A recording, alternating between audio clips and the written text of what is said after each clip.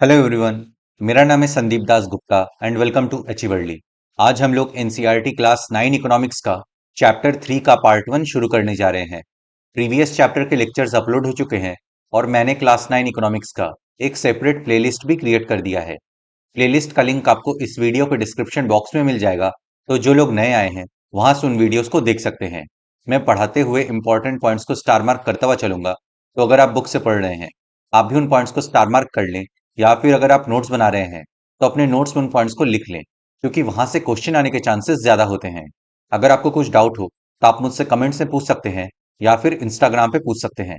Instagram का link आपको इस वीडियो के डिस्क्रिप्शन बॉक्स में मिल जाएगा। एनसीईआरटी के बुक्स को आप एनसीईआरटी के वेबसाइट से फ्री में डाउनलोड कर सकते हैं, तो वहां से आप इस बुक को डाउनलोड कर लें और आज का लेक्चर देखने के बाद एक बार इस चैप्टर को पढ़ लें, जिससे कि आपको और अच्छे से समझ में आ जाएगा। तो चलिए अब आज का लेक्चर शुरू करते हैं। Chapter 3, poverty as a challenge. निर्धनता एक चुनौती। आज हम चैप्टर 3 के पार्ट 1 को कवर करेंगे। इसमें हम इन टॉपिक्स को एक एक करके डिटेल में समझेंगे। तो चलिए अब आज का लेक्चर शुरू करते हैं। ओवरव्यू, अवलोकन। This chapter deals with one of the most difficult challenges faced by independent India, poverty. इस चैप्टर में हमारे स्वतंत्र भारत के सबसे बड़े चैलेंज पॉवर्टी यानी निर्धनता पर हम डिस्कस करेंगे, इसे समझने का प्रयास करेंगे। इस अध्याय में निर्धनता के विषय में चर्चा की गई है, जो स्वतंत्र भारत के सम्मुख एक सर्वाधिक कठिन चुनौती है। After discussing this multi-dimensional problem through examples, the chapter discusses the way poverty is seen in social sciences.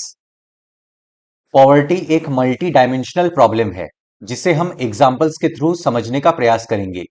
Social science में पॉवर्टी को किस तरह से देखा जाता है, उस पर भी हम डिस्कस करेंगे।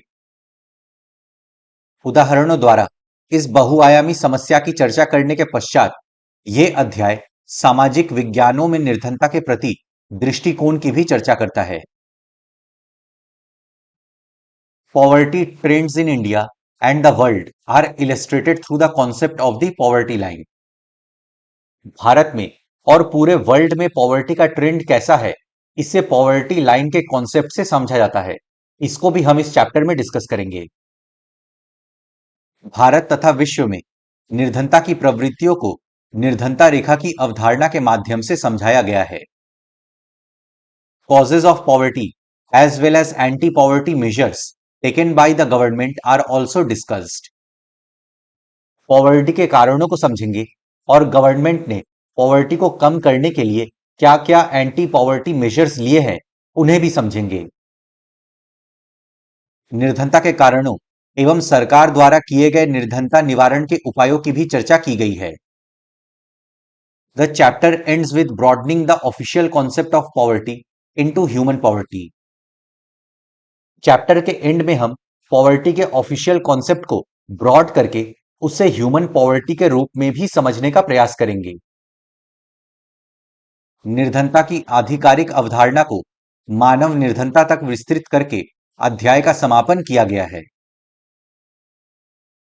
इंट्रोडक्शन, परिचय। In our daily life we come across many people who we think are poor. They could be landless laborers in villages or people living in overcrowded झुग्गीज in cities. हम अपने डेली लाइफ में ऐसे बहुत लोगों के संपर्क में आते हैं जिनके बारे में हम सोचते हैं कि वे पुअर हैं। वे एक गांव के लैंडलेस लेबर भी हो सकते हैं या फिर शहर के झुग्गीज में रहने वाले लोग भी हो सकते हैं।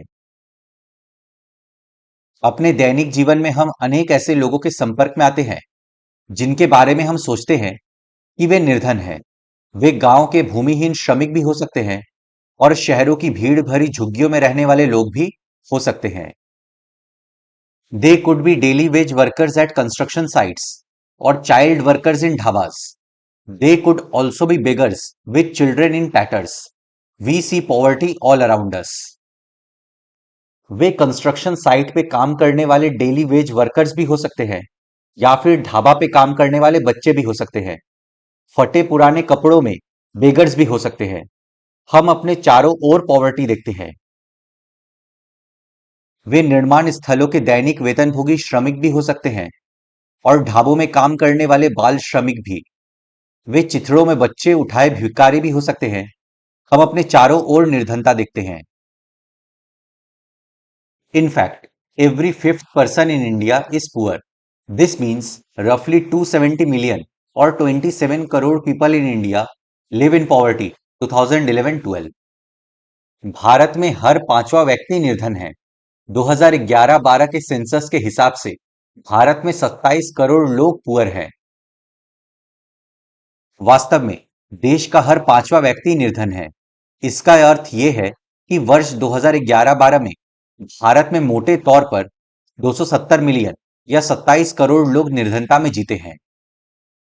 This also means that India has the largest single concentration of the poor in the world. This illustrates the seriousness of the challenge. पूरी दुनिया में भारत में पुअर्स का सिंगल लार्जेस्ट कॉन्सेंट्रेशन है। इससे हम पॉवर्टी से रिलेटेड चैलेंजेस की सीरियसनेस को समझ सकते हैं।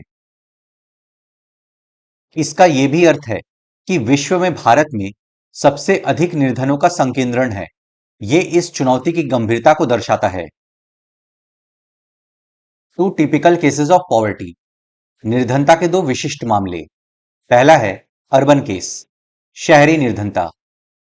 33-year-old Ram Saran works as a daily wage laborer in a wheat flour mill near Ranchi in Jharkhand.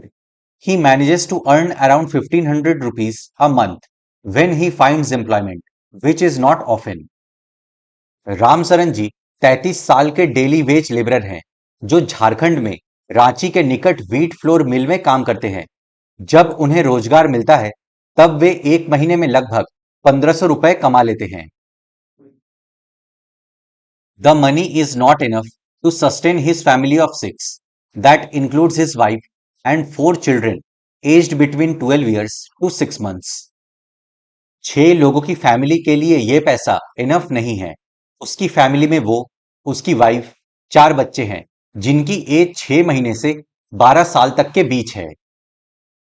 He has to send money home to his old parents who live in a village near Ramgarh.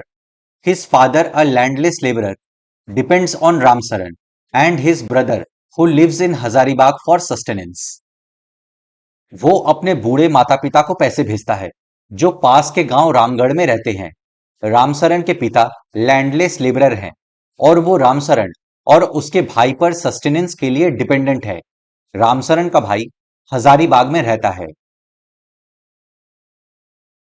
Ram Saran lives in a one-room rented house in a crowded basti in the outskirts of the city. It's a temporary shack built with bricks and clay tiles. Ram Saran शहर के बाहर एक crowded बस्ती में एक कमरे के मकान में किराए पे रहता है। ये ब्रिक्स और क्ले टाइल से बनी एक काम चलाऊ झोपड़ी है। His wife Santa Devi works as a part-time maid in a few houses and manages to earn another rupees 800. Ram Saran की वाइफ शांता देवी पार्ट टाइम मेट की तरह काम करती है और 800 रुपए तक कमा लेती है। They manage a meager meal of dal and rice twice a day, but there's never enough for all of them. वे एक दिन में 2 बार दाल चावल खा लेते हैं, बट ये इनफ नहीं होता है।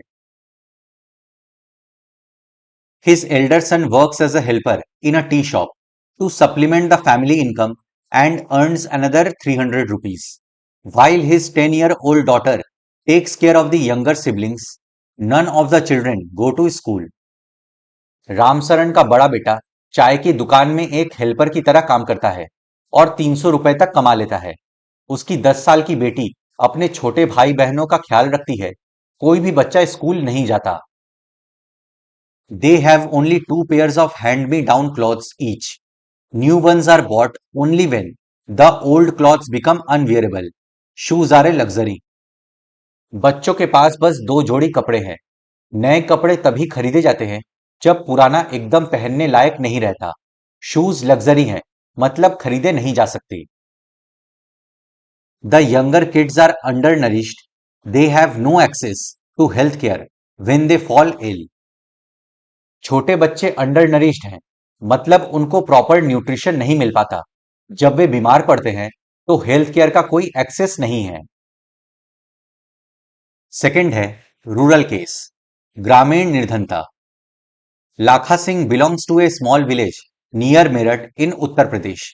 His family doesn't own any land, so they do odd jobs for the big farmers. Uttar Pradesh में मेरठ के पास एक छोटे से गांव में लाखा सिंह रहता है। उसके परिवार के पास कोई भूमि नहीं है, इस वजह से वे बड़े किसानों के लिए छोटे मोटे काम करते हैं। Work is erratic and so is income. At times, they get paid 50 rupees for a hard day's work. Work erratic है यानी अनियमित है। एग्रीकल्चर सीजन है तो काम मिला, नहीं है तो काम नहीं मिला। कई बार पूरे दिन मेहनत करने के बाद सिर्फ 50 रुपए ही मिल पाते हैं। But often it's in kind, like a few kilograms of wheat or dal or even vegetables for toiling in the farm through the day. The family of 8 cannot always manage 2 square meals a day. ज्यादातर खेतों में पूरे दिन काम करने के बाद कुछ किलोग्राम वीट, दाल या थोड़ी सब्जी मिल पाती है। फैमिली में 8 मेंबर्स हैं तो कभी कभी 2 टाइम का भोजन भी अच्छे से नहीं जुट पाता। लाखा lives in a kachcha hut on the outskirts of the village. The women of the family spend the day chopping fodder and collecting firewood in the fields. Lakha गांव के आउटस्कर्ट्स में एक कच्ची झोपड़ी में रहता है। परिवार की महिलाएं पूरे दिन खेत में चारा काटती हैं, फायरवुड कलेक्ट करती हैं। His father, a TB patient, passed away 2 years ago due to lack of medication. His mother now suffers from the same disease and life is slowly ebbing away. लाखा सिंह के पिता टीबी के मरीज थे। इलाज नहीं हो पाने के कारण 2 साल पहले उनकी मृत्यु हो गई। अब उसकी मां भी सेम बीमारी से ग्रस्त है। Although the village has a primary school, Lakha never went there. He had to start earning when he was 10 years old. गांव में एक प्राइमरी स्कूल है, पर लाखा वहां कभी नहीं गया। जब वो 10 साल का था, तब से ही वो कमाने लगा है।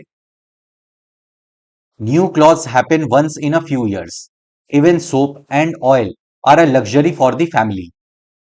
कुछ सालों में एक बार नए कपड़े खरीदना संभव हो पाता है। परिवार के लिए सोप और ऑयल लग्जरी है। These two typical cases illustrate many dimensions of poverty. They show that poverty means hunger and lack of shelter. हमने इन दोनों केसेस में पॉवर्टी के डिफरेंट डायमेंशंस को देखा। पॉवर्टी में भूखमरी होती है और शेल्टर यानी रहने की जगह भी नहीं होती है। ऊपर के दोनों विशिष्ट उदाहरण निर्धनता के अनेक आयामों को दर्शाते हैं। वे दर्शाते हैं कि निर्धनता का अर्थ भूखमरी और आश्रय का ना होना है। It also is a situation in which parents are not able to send their children to school or a situation where sick people cannot afford treatment.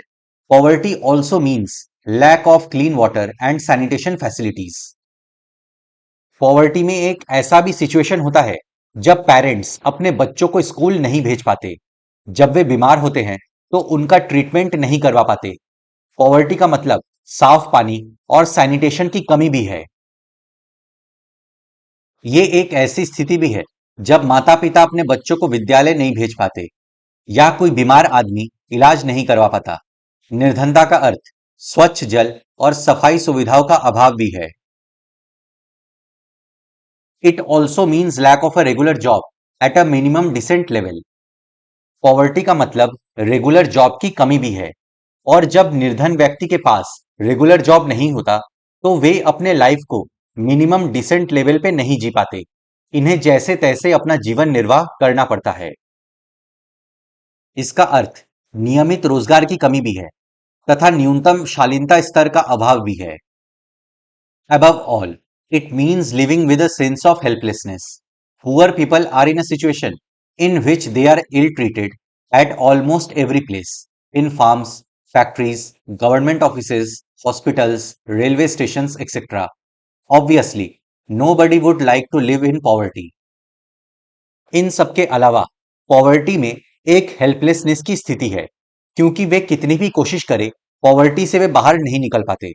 निर्धन लोगों के साथ हर जगह बुरा बर्ताव किया जाता है, चाहे फार्म हो, फैक्ट्री हो, गवर्नमेंट ऑफिसेज हो, हॉस्पिटल्स हो, रेलवे स्टेशन हो, एक्सेट्रा। कोई भी निर्धनता में नहीं जीना चाहता। अंततः इसका अर्थ है असहायता की भावना के साथ जीना। निर्धन लोग ऐसी स्थिति में रहते हैं जिसमें उनके साथ खेतों, कारखानों, सरकारी कार्यालयों, अस्पतालों, रेलवे स्टेशनों और लगभग सभी स्थानों पर दुर्व्यवहार होता है। स्पष्ट है, कोई भी निर्धनता में जीना नहीं चाहता। One of the biggest challenges of independent India has been to bring millions of its people out of abject poverty. Independent India के सामने जो एक सबसे बड़ी चुनौती रही है वो है पॉवर्टी से मिलियंस ऑफ पीपल को बाहर निकालना। अपने करोड़ों लोगों को दयनीय निर्धनता से बाहर निकालना स्वतंत्र भारत की सबसे बड़ी चुनौतियों में से एक रही है। Mahatma Gandhi always insisted that India would truly be independent only when the poorest of its people become free of human suffering. Mahatma Gandhi ji कहते थे कि भारत सही अर्थों में तभी स्वतंत्र होगा जब भारत का सबसे निर्धन व्यक्ति भी ह्यूमन सफरिंग से मुक्त होगा। महात्मा गांधी हमेशा इस बात पर बल दिया करते थे कि भारत सही अर्थों में तभी स्वतंत्र होगा जब यहां का सबसे निर्धन व्यक्ति भी मानवीय व्यथा से मुक्त होगा। Poverty as seen by social scientists, सामाजिक वैज्ञानिकों की दृष्टि में निर्धनता। Since poverty has many facets, social scientists look at it through a variety of indicators. Poverty में बहुत सारे पहलू हैं, तो सोशल साइंटिस्ट इन सारे पहलुओं को बहुत सारे वैरायटी ऑफ इंडिकेटर्स के माध्यम से देखते हैं। चूंकि निर्धनता के अनेक पहलू हैं, सामाजिक वैज्ञानिक उसे अनेक सूचकों के माध्यम से देखते हैं। Usually the indicators used relate to the levels of income and consumption. इन इंडिकेटर्स का यूज करके पता किया जाता है कि लेवल ऑफ इनकम कितना है और लेवल ऑफ कंजम्पशन कितना है। पहले इनकम के लेवल को देखकर और कंजम्पशन के लेवल को देखकर पता किया जाता था कि पॉवर्टी है या नहीं है।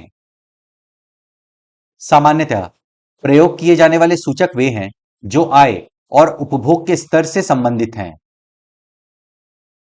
But now poverty is looked through other social indicators like illiteracy level, lack of general resistance due to malnutrition, lack of access to healthcare, lack of job opportunities, lack of access to safe drinking water, sanitation, etc. But अब poverty को different social indicator से भी देखा जा रहा है, जैसे illiteracy level कितनी है, माल न्यूट्रिशन के कारण बीमारी से लड़ने की क्षमता की कमी है, हेल्थ केयर का एक्सेस नहीं है, जॉब अपॉर्चुनिटीज नहीं है, सेफ ड्रिंकिंग वाटर और सैनिटेशन का एक्सेस नहीं है, एक्सेट्रा। लेकिन अब निर्धनता को निरक्षरता स्तर, कुपोषण के कारण रोग प्रतिरोधी क्षमता की कमी, स्वास्थ्य सेवाओं की कमी, रोजगार के अवसरों की कमी, सुरक्षित पेयजल एवं स्वच्छता तक पहुंच की कमी आदि जैसे अन्य सामाजिक सूचकों के माध्यम से भी देखा जाता है।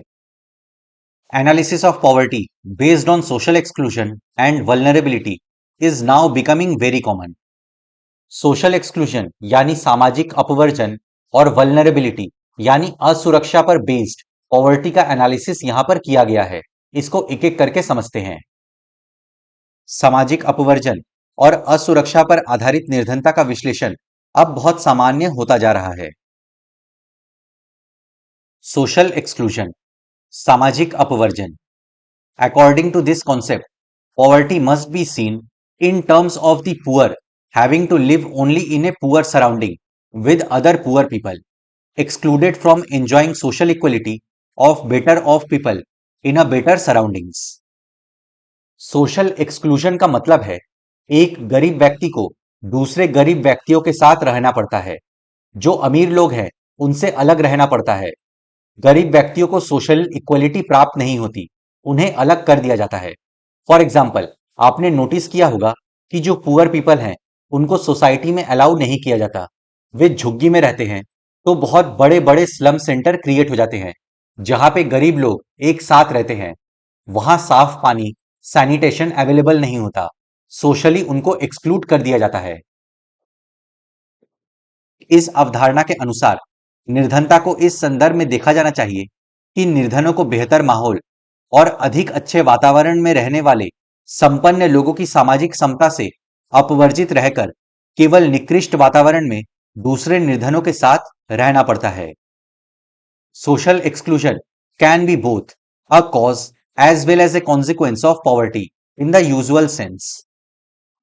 सोशल एक्सक्लूजन के वजह से भी पॉवर्टी हो सकती है या फिर पॉवर्टी के वजह से सोशल एक्सक्लूजन हो सकता है। देखिए, अगर लोगों को सोशल इक्वालिटी प्राप्त ना हो, उन्हें सोसाइटी से एक्सक्लूड कर दिया जाए, उन्हें काम ना दिया जाए, तो वे गरीब हो जाएंगे। ये हो गया सोशल एक्सक्लूजन के कारण पॉवर्टी। और जो गरीब हैं, उन्हें सोसाइटी में रहने ना दिया जाए, सामाजिक रूप से इक्वलिटी ना दिया जाए, तो भी सोशल एक्सक्लूजन होता है। ये हो गया पॉवर्टी के कॉन्सिक्वेंसेस के कारण सोशल एक्सक्लूजन। सामान्य अर्थ में सामाजिक अपवर्जन निर्धनता का एक कारण और परिणाम दोनों हो सकता है। Broadly, it is a process through which individuals or groups are excluded from facilities, benefits, and opportunities that others, their betters enjoy. इसमें एक इंडिविजुअल को या एक ग्रुप को बेसिक फैसिलिटीज, बेनिफिट्स, अपॉर्चुनिटीज से वंचित रखा जाता है, जिन बेसिक फैसिलिटीज को दूसरे लोग एंजॉय करते हैं। अमीर व्यक्ति के पास बेसिक फैसिलिटीज अवेलेबल होंगी, अपॉर्चुनिटीज अवेलेबल होंगी, वहीं एक गरीब व्यक्ति को साफ पानी और सैनिटेशन भी अवेलेबल नहीं हो पाता। मोटे तौर पर यह एक प्रक्रिया है जिसके माध्यम से व्यक्ति या समूह उन सुविधाओं, लाभों और अवसरों से अपवर्जित रहते हैं जिनका उपभोग दूसरे उनसे अधिक अच्छे करते हैं। A typical example is the working of the caste system in India, in which people belonging to certain castes are excluded from equal opportunities. Social exclusion का एक एग्जाम्पल है भारत का कास्ट सिस्टम। कास्ट सिस्टम में upper caste ने so called lower caste के लोगों को socially exclude किया, जिस वजह से उन्हें इक्वल अपॉर्चुनिटीज नहीं मिली। इसका एक विशिष्ट उदाहरण भारत में जाति व्यवस्था की कार्यशैली है, जिसमें कुछ जातियों के लोगों को समान अवसरों से अपवर्जित रखा जाता है। Social exclusion thus may lead to but can cause more damage than having a very low income. Social exclusion से सिर्फ लोगों की इनकम ही कम नहीं होती, बल्कि यह सोसाइटी को भी डैमेज कर देता है। इस प्रकार सामाजिक अपवर्जन लोगों की आय ही बहुत कम नहीं करता, बल्कि यह इससे भी कहीं अधिक क्षति पहुंचा सकता है। वल्नरेबिलिटी, असुरक्षा। Vulnerability to poverty is a measure which describes the greater probability of certain communities, say members of a backward caste or individuals such as a widow or a physically handicapped person, of becoming or remaining poor in the coming years. जब कोई certain community या फिर individual disadvantage position पे होता है, तो आने वाले समय में वो और कितना डिसएडवांटेज पोजीशन पे जा सकता है, ये उसकी वल्नरेबिलिटी बताती है। फॉर एग्जाम्पल, एक विडो है जो पूरे तरीके से अपने फैमिली पे डिपेंडेंट है, वो एजुकेटेड नहीं है, उसके पास कोई स्किल नहीं है, तो वो ऑलरेडी एक डिसएडवांटेज पोजीशन पे है, वो ऑलरेडी वल्नरेबल है, क्योंकि उस विडो को उस फैमिली के अकॉर्डिंग चलना होगा, कुछ करने से पहले परमिशन लेना होगा, क्योंकि वो फुल्ली डिपेंडेंट है अपने फैमिली पे। बट आगे आने वाले समय में अगर उसकी फैमिली ने उसे घर से निकाल दिया, तो उसकी लाइफ और खराब हो जाएगी, उसकी लाइफ और वल्नरेबल हो जाएगी। निर्धनता के प्रति असुरक्षा एक माप है जो कुछ विशेष समुदायों, जैसे किसी पिछड़ी जाति के सदस्य या व्यक्तियों जैसे कोई विधवा या शारीरिक रूप से विकलांग व्यक्ति के भावी वर्षों में निर्धन होने या निर्धन बने रहने की अधिक संभावना जताता है। Vulnerability is determined by the options available to different communities for finding an alternative living in terms of assets, education, health and job opportunities. कोई कितना वल्नरेबल है, ये उसके पास मौजूद ऑप्शन से पता चलता है। फॉर एग्जाम्पल, एक व्यक्ति एजुकेटेड है, हेल्दी है, उसके पास जॉब अपॉर्चुनिटीज है, उसके पास स्किल्स है, तो वो बहुत कम वल्नरेबल है या फिर वल्नरेबल है ही नहीं। वहीं एक व्यक्ति एजुकेटेड भी नहीं है, हेल्दी भी नहीं है, उसके पास कोई स्किल नहीं है, जॉब अपॉर्चुनिटीज नहीं है, तो वो बहुत ज्यादा वल्नरेबल है।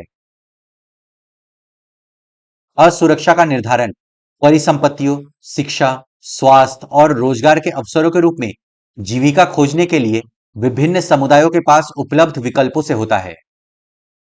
Further, it is analyzed on the basis of the greater risks these groups face at the time of natural disasters, earthquakes, tsunami, terrorism, etc. Natural disaster के टाइम पे कोई ग्रुप कितना चैलेंज फेस करता है, ये भी vulnerability को दर्शाता है। फॉर एग्जाम्पल, कोई ग्रुप ऐसे जगह रहता है जहां हर साल बारिश के मौसम में बाढ़ आती है, तो वो ग्रुप बहुत ज्यादा वल्नरेबल है, क्योंकि हर साल उस ग्रुप को जान माल का नुकसान झेलना पड़ता है। इसके अलावा इसका विश्लेषण प्राकृतिक आपदाओं, भूकंप, सुनामी, आतंकवाद आदि मामलों में इन समूहों के समक्ष विद्यमान बड़े जोखिमों के आधार पर किया जाता है। Additional analysis is made of their social and economic ability to handle these risks. इन चैलेंजेस से निपटने के लिए एक इंडिविजुअल, एक कम्युनिटी या एक ग्रुप सोशली और इकोनॉमिकली सक्षम है या नहीं, उनके पास क्षमता है या नहीं, इसके ऊपर भी एनालिसिस किया जाता है। अतिरिक्त विश्लेषण इन जोखिमों से निपटने की उनकी सामाजिक और आर्थिक क्षमता के आधार पर किया जाता है। In fact, vulnerability describes the greater probability of being more adversely affected than other people when bad time comes for everybody, whether a flood or an earthquake or simply a fall in the availability of jobs. देखिए, मान लीजिए एक क्षेत्र में अमीर लोग और गरीब लोग साथ में रहते हैं और वहां फ्लड आया या अर्थक्वेक आया, तो ये खराब टाइम सबके लिए ही आएगा। अब ऐसे सिचुएशन में अमीर लोगों की तुलना में गरीब लोगों की स्थिति बहुत खराब होगी। जो अमीर होंगे वे ऐसे सिचुएशन को आराम से टैकल कर लेंगे, बट जो गरीब लोग होंगे वे ऐसे सिचुएशन को इजीली टैकल नहीं कर पाएंगे, उनकी स्थिति और खराब हो जाएगी। तो इससे पता चल रहा है कि जो गरीब लोग हैं वो ऐसे ही वल्नरेबल हैं अपने डेली लाइफ में, क्योंकि उनके पास बेसिक फैसिलिटीज नहीं है, जॉब अपॉर्चुनिटीज नहीं है, और ऐसे नेचुरल डिजास्टर के केस में उनकी स्थिति और दयनीय हो जाएगी, उनकी वल्नरेबिलिटी और बढ़ जाएगी। वास्तव में जब सभी लोगों के लिए बुरा समय आता है, चाहे कोई बाढ़ हो या भूकंप या फिर नौकरियों की उपलब्धता में कमी, दूसरे लोगों की तुलना में अधिक प्रभावित होने की बड़ी संभावना का निरूपण ही असुरक्षा है। तो फ्रेंड्स, इसी के साथ हम लोग का आज का लेक्चर समाप्त होता है। अब नेक्स्ट लेक्चर में हम लोग चैप्टर 3 के पार्ट 2 को शुरू करेंगे। मैं आशा करता हूं आपको सब कुछ समझ में आ गया होगा। अगर आपको फिर भी कुछ डाउट है तो आप मुझसे कमेंट्स में पूछ सकते हैं या फिर इंस्टाग्राम पे पूछ सकते हैं। अपने फ्रेंड्स के साथ इस वीडियो को शेयर करें। वीडियो पसंद आए तो लाइक करें, चैनल को सब्सक्राइब करें। मैं मिलता हूं आपसे नेक्स्ट लेक्चर में। Good day to everyone. जय हिंद।